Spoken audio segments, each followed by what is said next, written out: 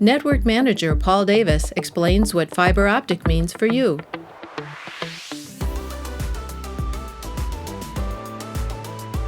WCTA started in 1950, and over the years, 70 companies came together to form the WCTA cooperative we have today. And we've been working for many years to convert our whole network to fiber optic, and we've achieved that.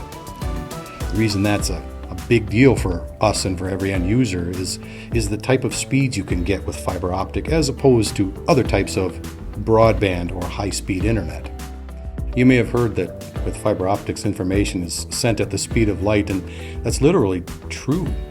Fiber optic allows you to have the same speed upload and download. And the reason that's a big deal is if you're doing a video conference call, your download speed isn't so important. So if you have a 200 meg download speed, but you don't have a very fast upload speed, the other people on your video conference call won't have a good experience with your video. You need a very good upload speed, and fiber optic allows the download and upload speeds to be the same. For example, a 200 megabit download can have 200 megabit upload. So your Zoom calls, your team chats, your Apple calls, and anything that you're doing, you'll have really good video conferencing both directions.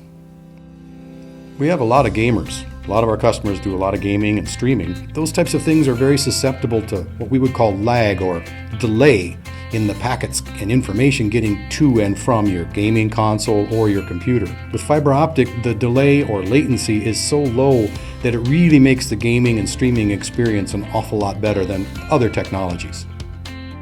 A lot of people have never seen a fiber optic cable, you just hear about it. This is what we would call a 48 fiber. It's very small, but each of these little colored tubes that you see here, there's a blue, orange, there's a brown, there's a green. Each of these little tubes has 12 little fiber optics. There's little glass tubes in each one of the tubes. So this could carry 48 of these fibers. Now that could feed 48 people, it could feed 48 customers in this really small package, but mostly this could feed a lot more than that because each one of these little fibers right here, each one of those could feed what we would call a splitter, and that could feed 32 homes. So each one of these little pieces could feed 32 people. Imagine that this has changed a lot if we had to have copper going to every home. So it's very easy to deploy an awful lot of this stuff because of the size and the density. We get asked a lot about, is fiber optics better than, for example, copper?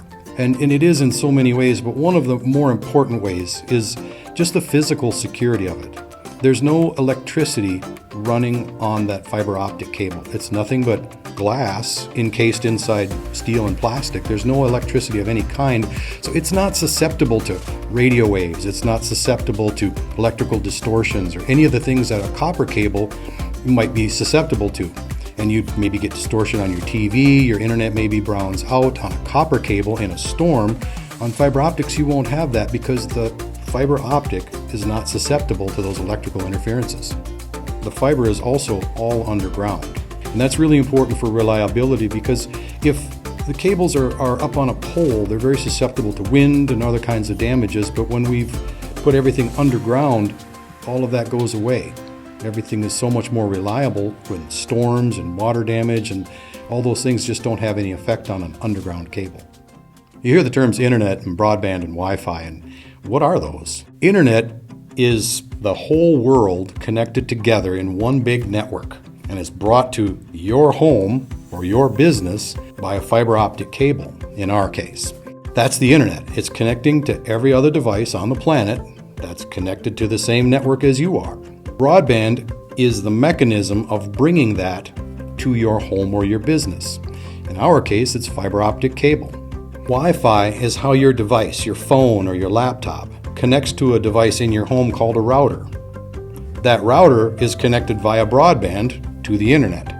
So when you open up your laptop and you connect via Wi-Fi, you're not connecting to the internet.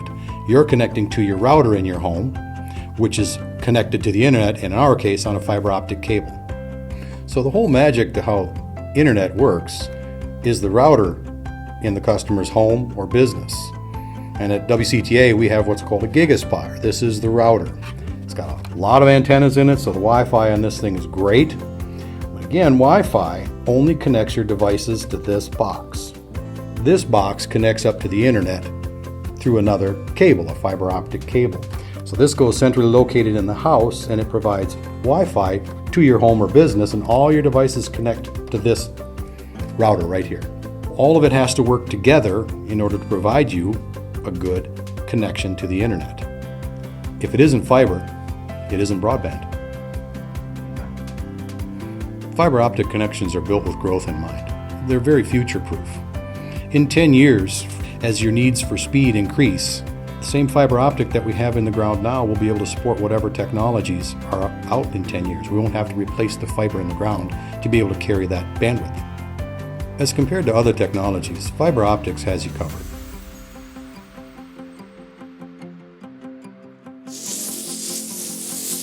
What matters to you matters to us.